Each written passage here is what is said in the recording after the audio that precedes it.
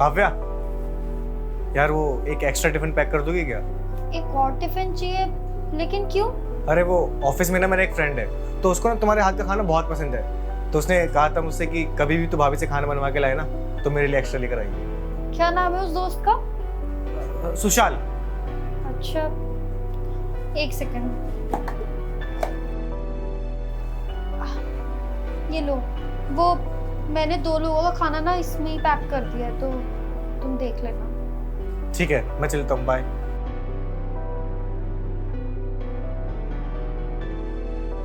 ये कौन सा दोस्त है इसका जिसका नाम आज तक मैंने कभी नहीं सुना? और ये 2-2 टिफिन का करता क्या है? लगता है आज ना पता लगाना ही होगा। अच्छा करती हूँ इनका।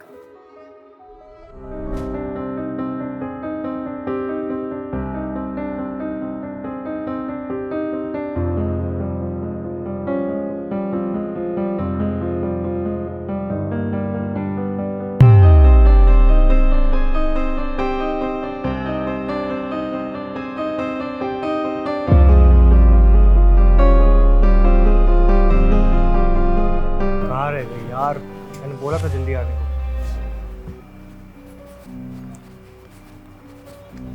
काव्या, तुम यहाँ क्या कर रही हो? पहले तुम मुझे बताओ कि तुम यहाँ क्या कर रहे हो? मैंने तुम्हें बोला तो था कि मैं ऑफिस जा रहा हूँ। ऑफिस? तो ये तुम्हारा ऑफिस है?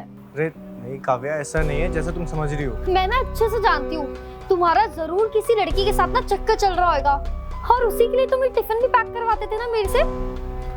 अरे तुम्हारे से शादी करके ना गलती कर दी मैंने। अरे पहले ही पता चल जाना चाहिए था मुझे कि तुम मुझे धोखा दे रहे हो। अरे आंटी जी, आप ये लीजिए आपका टिफिन। ये कौन है? अरे आंटी जी मेरे ही ऑफिस में प्यून की जॉब करती थी, इनके हस्बैंड की तबीयत खराब हो गई और उनको कंप्लीट बेड रेस्ट पे दे दिया, तो तभी से ना इनकी जॉब रही और ना ही कुछ कमा पा रही है, और तभी से इनकी देख रेख मैं कर रहा हूँ। इनके हस्बैंड की दवाई और खाना भी मैं ही देता हूँ इन्हें। बेटा, साहिल की कोई गलती नहीं है, मैंने ही साहिल को मना किया था। मैं साहिल के ऑफिस में सफाई का काम करती हूँ, पर कुछ दिन पहले मेरे हस्बैंड की तबीयत ख़राब हो गई और वो बिल्कुल बेड से उठ नहीं सकते थे और मुझे काम छोड़ना पड़ा। अब काम छोड़ना पड़ा तो बेटा मुझे तनख्वाह भी नहीं मिल रही थी, घर में कुछ खाने को नहीं था, दवाई के लिए भी पैसे नहीं थे। साहिल ने बोला कि वो मेरी मदद करेगा, पर मैं किसी की मदद नहीं लेना चाहती बेटा। मैं इतना तो कमा सकती हूँ कि अपने और अपने हस्बैंड की देखभाल कर सकूँ, पर अभी मेरी बहुत मजबूरी थी।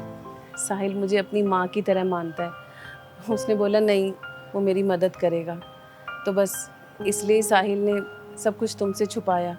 बेटा आजकल लोग ना दूसरों की मजबूरी का फ़ायदा उठाते हैं, उनको परेशान करते हैं, बस इसलिए ही मैंने मना किया था कि किसी को कुछ नहीं बताए। साहिल बहुत अच्छा लड़का है, इसने मेरा बहुत ख्याल रखा।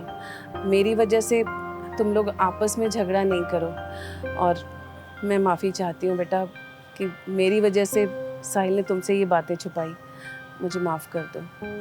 अरे नहीं नहीं आंटी, आप क्यों माफी मांग रहे हो? गलती तो मेरी है। I am really very sorry Sahil, मुझे तुम्हारे पे से शक नहीं करना चाहिए था। अरे मैं तो तुम्हारी पत्नी हूँ, मुझे तुम्हारी मजबूरी को समझना चाहिए था, और मैंने तुम पे शक किया। मुझे माफ कर दो, और तुम बिल्कुल भी टेंशन मत लेना। मैं आंटी का ध्यान ना बहुत अच्छे से रखूंगी, उनके खाने पीने का बिल्कुल ध्यान रखूंगी, उनको टाइम से खाना दूंगी और उनके हस्बैंड की भी मदद करूंगी। तुम अपना काम करना और यहाँ की बिल्कुल भी टेंशन मत लेना। और हाँ, मैं इनकी मजबूरी के बारे में ना किसी को नहीं बताऊंगी, तुम बिल्कुल बेफिक्र रहो। और आई एम रियली सॉरी, और हो सके तो प्लीज मुझे माफ कर देना साहिल, मेरे से बहुत बड़ी गलती हो गई।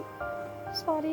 नहीं काव्या, तुम्हें माफ़ी मांगने की ज़रूरत नहीं है। तुम्हारी जगह कोई और भी होता तो वो ऐसे ही बिहेव करता, और मैंने तुम्हें बताने की बहुत कोशिश की पर मैं बता नहीं पाया।